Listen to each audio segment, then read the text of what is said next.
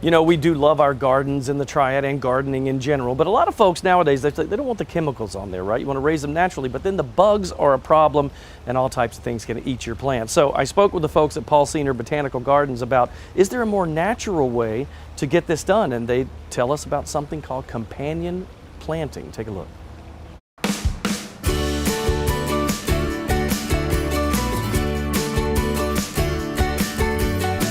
You know, they're so pretty, and we try so hard to keep our gardens and our flowering beds looking good, but I love how you say that we can use them together and they work in harmony. What is this all about?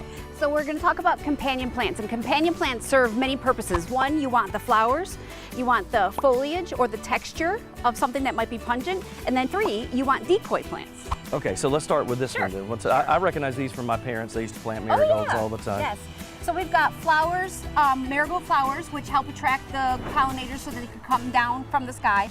The foliage on the marigolds is pungent, so they don't typically, four-legged critters like rabbits, squirrels, don't like the foliage, so they kind of keep the pests away from the tomatoes. Oh, and so our tomato plants right next to that. Okay, so we can plant these at the base of all those. And then all right, perfect. Now, this one you were telling me, and look at these leaves are all eaten up. What's happening here? They look like skeletons. Yes. But what's great about this is a decoy plant. So we talked about how this is a great companion plant to pull certain bugs away from our desired plants. So sweet potato vines, you don't typically grow them for the vines, you grow them for the fruit. So while the foliage is up, let the Japanese beetles do their damage. Let it do it here, and that way they won't do it somewhere else. Look at this, right down here, there's one right in the center, and he's been eating away. So that way they eat these plants and not the ones next to them. They'll leave most of the other things alone. Okay, does this spread? It looks like it spreads. It's a ground cover, it's a vining ground cover. So yeah, there's probably 3 or 4 plants in there. And then zinnias?